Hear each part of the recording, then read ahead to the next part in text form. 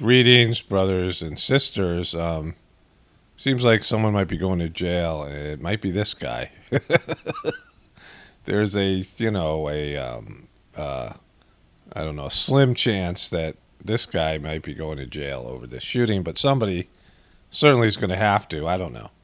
There's no accountability anymore, but based in the way this story is rolling, it's the number one story right now. And, well, there's a lot here. And so let me just go through some of these headlines and information and then give my analysis. And, I don't know whether this is real or fake. All these things. It's part of the show. And so my reaction when people say, wow, that this young woman died and she had a kid and, if I'm joking around, it's because it's not reality to me. Like, this isn't somebody that is a real person that I know in terms of, Alec Baldwin or these guys. This is somebody that's, part of the Hollywood show, this bigger show that's going on. Certainly if this young woman, everything that they're saying is true, the official story, then I feel for her, husband and child and all these things, right? I mean, it's a horrible thing. But as far as I know, this is just a part of the show. Who knows what's really going on here, like with anything else. But anyways, Halna Hutchins killed by Rust prop gun used by crew off set for fun. The New York Post is all over this thing. Jamie Lynn Spears claims parents pushed her to get an abortion at 16. Just threw that in there by accident. Rust filmmaker Joel Scosa breaks silence. Legal experts weigh in on Alec Baldwin's possible liability in tragic on-set shooting of Halna Hutchins. Now, this is, they're saying that, this could be manslaughter. Like, it's a possibility. There's negligence here, which, it's pretty much out there is. And it's whether he's responsible, because he was a producer. Like, he was, a part of the management. He's not just an actor on this thing. He was making this film. And this is like the sad thing that happens when someone's career is kind of over and they go from A-lister to B-lister or C-lister and they're making their own crappy films. Like, if you've seen any Bruce Willis films lately, he's just in all these really bad films and they're just, out there for a paycheck. And this was such a cut rate operation. Well, I'll get to that in just a moment. Alec Baldwin tweet wondering how it would feel to wrongfully kill someone is reshared following fatal shooting on set. It says here, he wrote this tweet back then. I wonder how it must feel to wrongfully kill someone. The officer kept his gun trained on the man and shuffles back, creating distance. So this was when a policeman shot a potential criminal, and Alec Baldwin was crapping on the guy. I wonder how it must feel to wrongfully kill someone. Well, now you know, right? And they're going after Alec, and that's the other point to this. Like, Alec crapped all over Trump, and as I said before in other videos, his impression of Trump was just an exaggerated impression of himself. We'll come back to that because there's this other information I'm going to give. But it says here, Rust Armorer, the person providing weapons on the set, Hannah Gutierrez Reed, once gave unchecked gun to 11-year-old actor report. So they're trying to cast blame. That's the thing about America, is finding someone to blame. Then one of my friends on Instagram sent me this. I have no way to verify if this is true, but from a member of the Rust camera team, this was not an isolated incident.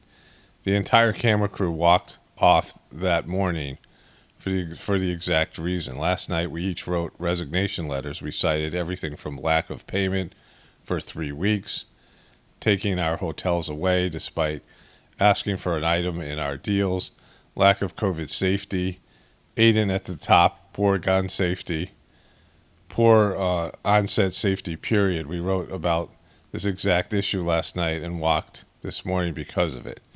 And so this is somebody who's a part of that crew, apparently. I don't know. I can't verify this message. But what we're hearing here, and my wife pointed this out to me this morning, is the same kind of stuff that Alec Baldwin complained about Trump. Remember, Trump wasn't a good businessman. He mistreated people. I mean, there's actual evidence of this because when I went to get a haircut when I lived in Vegas, there was a guy, and he was a right-wing Republican, but he said, and I don't know what he felt. I don't think he was kind of neutral on Trump, but he said he knew all kinds of vendors, people in Vegas that had horrible dealings with Trump and Trump Towers, where they would, there's a Trump building there, and they weren't getting paid, and we heard these things for years about Trump, and Alec Baldwin complained about it, but he was doing the same thing on this set, wasn't paying the crew, putting them in unsafe conditions because he was a producer there.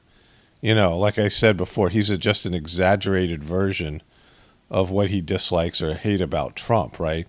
I've talked about that. When you hate something or somebody, the hate's inside you. You have to remove the hate. The object of your hate is usually something that's inside of you. In fact, it's always something that you don't like about yourself. And Alec Baldwin was just a Trump hater for years. And then, this happened, right? And wouldn't it be interesting that, it also speaks to Trump being a part of the controlling system, because with all of what they've done with Trump, he's not being, they're always investigating Trump, but he's never charged with any crimes or criminal activity. And that lawyer for the porn star, remember that guy, I forget his name, it's not important, you know who he is. He's in jail. And now if Alec Baldwin ends up in jail, it's like all Trump's enemies, that's all interesting as well. And there's these, Alec Baldwin ignored the number one rule of gun safety, Hollywood weapons expert says. And he said, you should never point a gun at another human being, even if he believed it was safe. And that, that should go for all things, right? I mean, I had an old roommate who became a rent-a-cop, and he had been like a former drug dealer, so that was weird. Like they had like cops that you could be like almost a private cop that worked with the police station, worked with the police force. It was a weird program. And you did like direct traffic and things, but he had a gun. And his gun was out. We were college kids. And one of my basketball buddies picked up the gun and pointed it at my friend and pulled the trigger. It was empty, but he didn't know that. And I was like, what are you doing? Like, we were like shocked, right? He was like, I don't know why I did that. And so, that's not proper gun safety. There's no reason for him to point at anybody like that. For that, there needs to be maybe some accountability. And then here from the L.A. Times, Russ crew decides on-set gun safety issues and misfires days before fatal shooting. So why is he pointing a gun at somebody when there's been misfires? Like, didn't have to, right? And maybe he's looking into the camera and firing, but, there could be, it just didn't need to be that way. And again, especially when there's already safety concerns. And so, this guy, there should be some accountability. He's meeting with, he met with the husband and the son of the woman who was shot, and maybe there's a payoff going on there. And we don't know. We'll see how it plays out.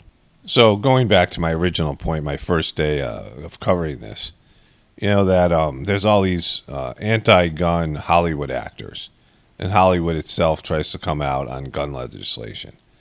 And there's no greater glorifier of guns than Hollywood and war and violence, right? Like they're all a huge part of, the Hollywood beast. Think about the Marvel movies, the biggest movies of all time. Now, there's weapons used, of course, but these guys, it's all about violence and fighting.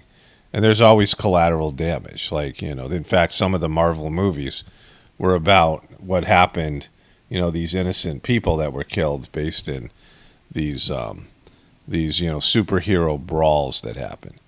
But Hollywood itself has been like a huge product placement for guns and for, war and all kinds of different things. I mean, it's just the product placement is there all the time. Guns are necessary, right? Like my wife and I are watching shows all the time where they are shooting people, and the people they're shooting have better guns, right? And I'm like, why aren't they picking up the better guns? Like, they're shooting someone with a handgun, the guy's got like a machine gun or something, right? Or whatever it might be. It's just, and it's almost like you're trained to think that way based on what you're watching. Like there's a gun laying on the ground, you're like, you better pick that up, you're going to need it, right? Like that's how they have it. Like you just think that guns are a necessity in all of these stories, that you better have a gun, if you get a chance to get a gun because you're going to need it later on. I mean, that's already always there. That's how your mind's going to be working when you see a movie, because gunplay is always a huge part of it. And Alec P. Baldwin was a, producer on this B movie. They weren't paying their crew, what they weren't paying them. I guess they were supposed to provide hotel accommodations for them and weren't, and then they didn't follow the proper safety, the safety protocols. But it just goes to show you the hypocrisy here. And again, people are like it's with the left, but the right wing is jumping all over this, and people want these things to happen. They want tragic things to happen, just like the left wing and the media wanted January 6th. It's a wanting, seeing the other side fail. It doesn't matter if individuals' lives are lost, kids getting droned, things like that. Like people want the other side to do bad things to validate their opinion of the other side, right? The left and the right and all these things, And so the reason I've shit on Alec Baldwin now for a couple of years, but the reason I did this was because of this very hypocrisy, that he was he has a ducky lip. He does ducky lips. And so when he does Trump, he does ducky lips, which doesn't make any sense because Trump doesn't do that. His impression sucked. And then I realized it was just a exaggerated version of himself, right? He hates, the part of him that's Trump. He's just like Trump, They're both narcissistic. I mean, he's kind of worse. And he was his virulent hatred for Trump. And then him, his wife being outed as faking a whole culture, that whole thing. Let me just put in the compilation here. Consider the source. Oh, she's a white girl? Yes, I am a white girl. I am a white girl. So, for example, my wife's on the phone with her hairdresser or her friend. She's like, really? Okay, I can't wait to see you. That's going to be great. Fantastic. What time? 12 o'clock? My wife is from Spain. Mm-hmm. And she said, blah, blah, blah. We have very few ingredients. We have tomatoes. We have, how do you say it? Cucumbers. We have red pepper. We have, of course... It's not easy, and I think part of it is that I'm in shape before I have a baby, and then I stay active when I'm pregnant, and I'm not trying to stay thin, I'm just trying to keep my circulation going and stretching and keep my muscle tone up, and then we're having a baby. It was a surprise, a wonderful surprise. And one time at band camp, it was a surprise, a wonderful surprise. And one time at band camp, it was a surprise, a wonderful surprise. Well, there was a scream I heard, which is the scream that's normally reserved if there's a spider in the house on Long Island. I'm not exaggerating. So the first part of the book is philosophy on how to live very namaste. I have 3 little babies. I live kind of a crazy life between work and them and everything else. So it's just, how to stay calm and centered and deal with things that are coming at you. Then we could talk about food. Consider the source. Oh, she's a white girl? Yes, I am a white girl. I am a white girl. But he's a complete fraud. All these people are. Like, let me throw this some other clip, the how dare you clip here. I mean, look, I read today about a 10-year-old girl with Down syndrome who was taken from her mother and put in a cage. I read about did you say want to a 10-year-old with Down syndrome being taken from her mother? Pick anything you want out, but the bottom line is very clear. How dare you? When you cross the border illegally, you how have dare given you? up the... See, this guy doesn't care about these kids he's talking about. It's just they're using them as a weapon for, sanctimony. And, that's just, this whole cancel culture, you're not a good person. Stop trying to cancel people when you suck yourself, right?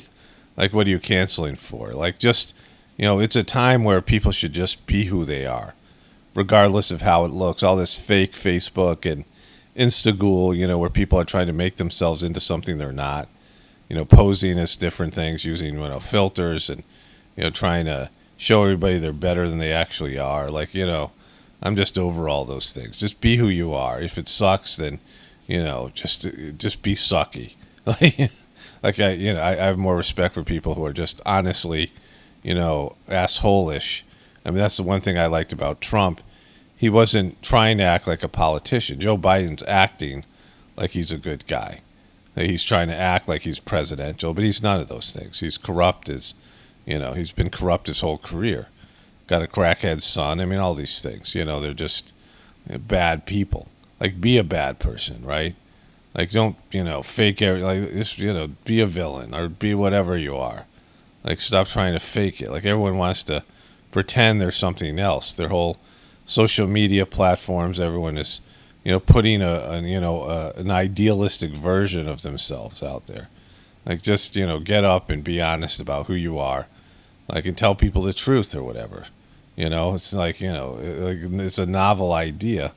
But all this sanctimonious stuff about being for something or against something, and then when it suits you, like, you can't be in Hollywood and not have violence as a part of your movies. Not have guns as part of your movie. So stop talking about being, against guns. You guys have been promoting guns now, Hollywood, since the black and white Western films.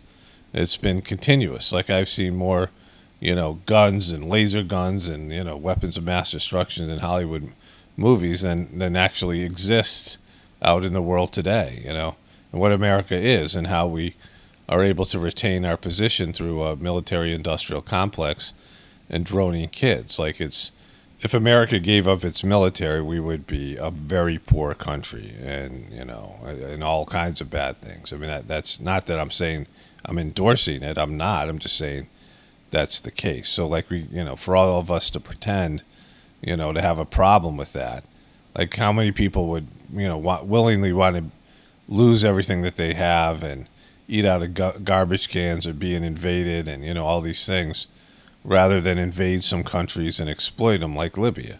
Like, most people would pick the invasion. They could say, we could be honest, good country and not bully other countries.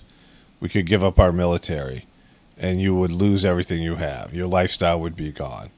Or we could go out there and continue our evil empire stuff. Which is it? Which would you like? And most people would be ashamed to say, but they would, in secret vote for be the evil empire, right? We're the evil empire. Like, just, we're all a part of it. Like, stop pretending you're not. Like, you're, well, everybody can go and do something else. Move to another country, give up your stuff, whatever it is. Give up your lifestyle and, I mean, that's what Buddha did. Siddhartha, he was a prince, and he saw all this suffering and pain, and he said, I can't, enjoy my wealthy life without, being miserable, seeing all this other people who are in misery. He was protected from the misery. He left the castle. He saw what it was like for all the poor people, and he went out in the woods and meditated. He didn't want to be a prince anymore. He didn't want to, have all the pleasures and privileges of a prince when other people were suffering. And you can do that too. Like, otherwise, stop trying to cancel people. You're a part of it. Like, you're a part of a criminal organization that's called America, right? All of us are. Like, all this, fake sanctimonious stuff. We're all part of it. We're all, contributing. We pay taxes, which is protection money, to the government to keep this stuff going, right? It's an economic worldwide scam. And all of us are accountable, and we're all, culpable on a spiritual level, right? I had to go through this myself because I realized, all right, this is what my country's doing, and what can I do about it? Nothing, right? Like, it's just the way the world is right now. We all have to reconcile that within ourselves. I mean, I did through my heartfulness meditation stuff when I was, it happened mostly over the Libya thing, but people are all judgmental about this piece or that piece. Everyone's got their little thing that they're judgmental about, and they got their little issues, but the whole thing is that we're an evil empire, that we it's a modern day form of colonization. It's a rigged, unfair system, and we're on the beneficial end of it, right? We're on the good end of it.